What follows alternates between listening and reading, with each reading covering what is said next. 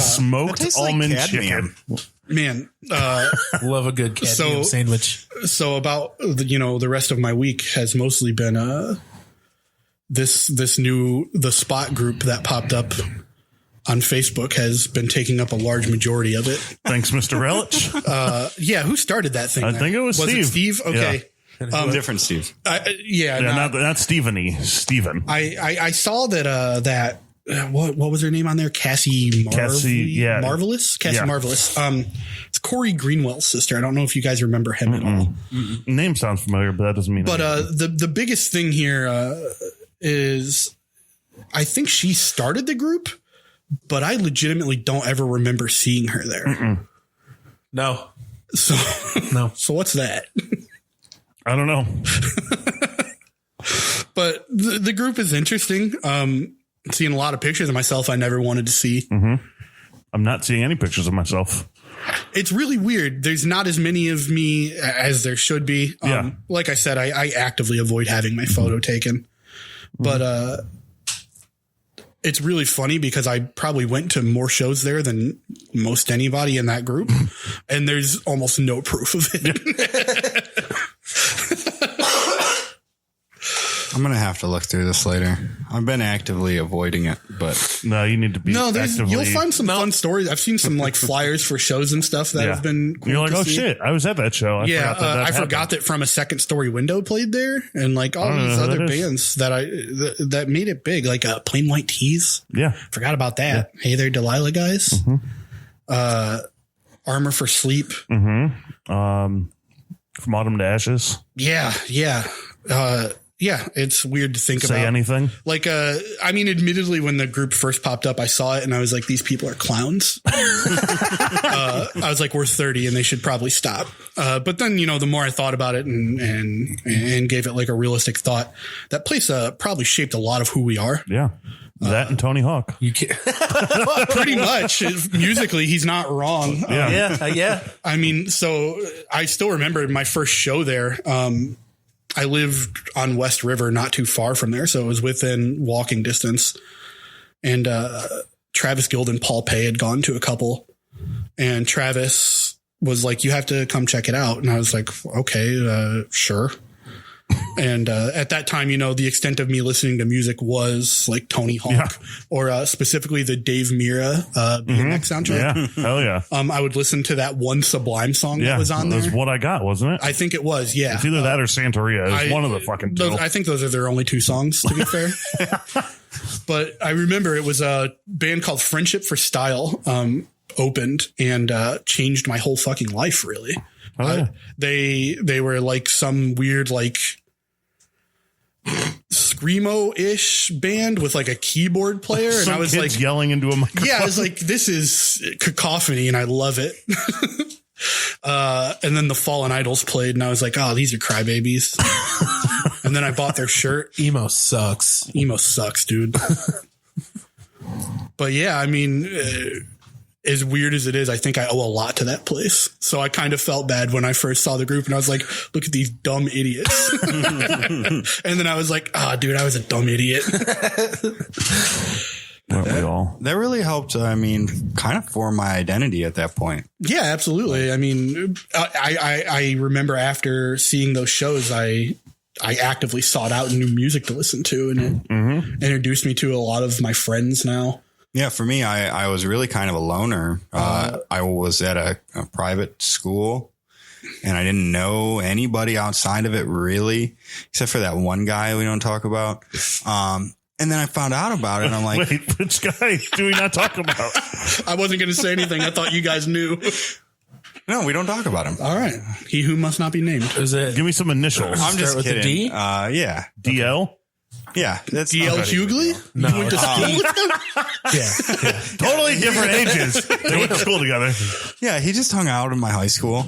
And I started going to the Spot. I made a whole lot of new friends, whatever. And then by the time I ended up at Elyria High, I kind of already had a friend group. Yeah. Which was new for me. Yep. That's I started going there as weird as it was in 7th grade. Yeah, I was young. young. I don't think I was quite that young. I think I might have like a couple of years. I always had older friends because Paul Pei was my cousin, and being a fucking weird literal autistic child, no one wanted to talk to me. I was annoying. I knew what I was. I was abrasive. I don't think that I came to terms with the fact that I was an annoying kid until kind of recently. It's really funny. Same. Looking back on it, I was like, I was just misunderstood. And then I was like, oh, no, dude, I was a dickhead. I made sure no one understood me. Actively trying to shut everybody out. Yeah. So, yeah, absolutely. I was a real jerk. Hanging out outside of the spot was... I mean, dude, where I, started to get to know do we talk what about the world was like. I don't know. The infamous fight? So I only kind of remember the fight that will go down in the annals of history. Because nobody hit anybody except one person tripped, and I broke my nose on a Dodge Durango. I'll never forget. But by no fault of Steve's, because you just tripped. Yeah. So for our dear listeners, I don't think I know. I think I've heard this story before, but it's been a long time. There's genuinely no reason for this fight to have happened. I just, like I said, I was a fucking dickhead, and Steve was the new guy. And so I was like, don't like that. And I decided me and Steve should fight. Well, Steve, you've gone through that a lot. So I don't know. It happens. Oh, fuck this new guy. Steve, I mean, don't get me wrong. Steve was an honorable combatant here. I approached him and he was like, I heard you wanted to fight me. And I was like, I really do. And then we just squared up right there on the street. I feel like I avoided the square up for a couple of times. I mean, we danced around each other for weeks. I think somebody was like, here, have some Jack Daniels and go fight this guy. And so Steve and I got into easily top 10 worst fights in history. I took like a big fat hillbilly haymaker at him that he dodged like it was in slow motion. I'll never, he was like, okay. And then he threw a couple solid punches at me that just, I was too far away from him. So they didn't hit me. In theory, they would have been real good punches. Had he have connected, that would have been it. I would have hit the ground like a fucking sack of shit. Well, but I was standing slightly like an inch too far away. So I felt the wind. And then I tried to take another big haymaker at him, which he sidestepped like a fucking anime character. And then I tripped over my own feet and headbutted a Dodge Durango and legitimately broke my nose. Oh, God, Steve whooped his ass. No, that's exactly what happened. Everyone was like, Steve fucked him up. I was like, kind of. I mean, I got disoriented, so yeah. He dodged the punch that led to my demise. So. He dodged the Durango. Yeah. I'm sorry, Mike. Oh, I should have taken that punch, okay? To be honest, I was surprised that... I was like... I was this size. I would have fucking killed you. I had a lot of hair. That's all. To be honest, I was surprised that you were coming on the podcast because I didn't know why, but for some reason, I always just assumed that there was some animosity between the two of you, but I never knew if there was a reason. So after that, after I broke my nose, like I said, honorable combatant Steven here, he realized that like I fucking destroyed myself and he shook my hand. And then we went and got trashed at Dirt House. It was one of the finer moments that I've ever been a part of. Yeah. I can. We literally like a buddy comedy walked like shoulder and shoulder to Dirt House. We're gonna need to drink that away. Yeah, like Yeah. And that's how I lost a fight to both Steven and Dodge Durango. Well, for the record, I think that might have been my first fight. Ever? I think so. Damn, I'm glad I could be there for it. There's one other one because I've only ever been in like 2 fights. That's fair. And they were both around the same time in my life. I'm not sure if that's good or bad. Yeah, me neither. Did you win your second one too? Are you undefeated? Yeah. Nice, dude. Congratulations. Awesome. Congratulations. Only fights I've ever been in were with Jordan, and I got him Who won that one? Oh, he technically did because you came out on top, though. He's dead. I was on. Wow. I didn't like that. This is how I embraced the death of one of my best friends. Fuck you guys. I make jokes about it. I got on top of him and I started punching him in the head. Shit. But he curled down and then he grabbed my wrist and he was on a bed. So he pushed into the bed. He pushed into the bed and then brought his face into my face. Holy shit! What a psycho! Yeah, and then he ran away and it was all over trying to play Tony Hawk Pro Skater 4. See, Tony Hawk is so instrumental in all of our upbringing. Although Tony Hawk 4, that's not a game. It's not. No, but it just came out. Tony Hawk 4. What were you guys like? Fucking 20? No. What was this, yesterday? I don't know when those games came out, man. There's Project 8, which is the eighth one. It's not good, but no, it was like early 2000s. There's Tony Hawk 1. Like, sure, it wasn't Downhill Jam, and then came out after 8. Then there's Tony Hawk Underground, and those are the only 3. Good old Thug and Thug 2. 3 was fine. I enjoyed Thug 2. That's the one that had like the Bam Margera storyline, isn't it? Yeah. Fuck that. Skatopio's. Ass. It's just a downhill. Big ass. That was just them trying to capitalize on fucking Viva La Bam. Viva fucking ass. Fucking ass. God, dude. Go throw Filgies at Ho. Filgies? Yeah. Bob, how was your week? Nothing of note. It was good. No? Yeah. No. What did I do? I don't remember. I mean, I suppose that's a good thing. I did trim a good hedge. If you saw the hedges outside, that was me. Here? I did that. Yeah. Free of charge. $45? $40? 45 cents. On the something. On the dollar. Yeah. 45 rupees. A fair trade. It took me like an hour. So. Hell yeah, dude. 45 an hour. That was it? Rate. Yeah. Fuck. Do you want $20? Do you want $20? I'm gonna need half of that back. I looked at it and I was like, that's a lot of fucking work.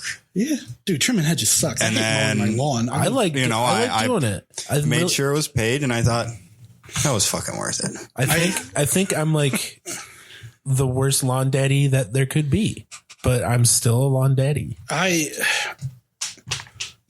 in a never-ending battle with my lawn right now. What did it do to you? I just fucking hate I hate being responsible for anything, if I'm being honest. Being a father is going to either change my life or ruin it.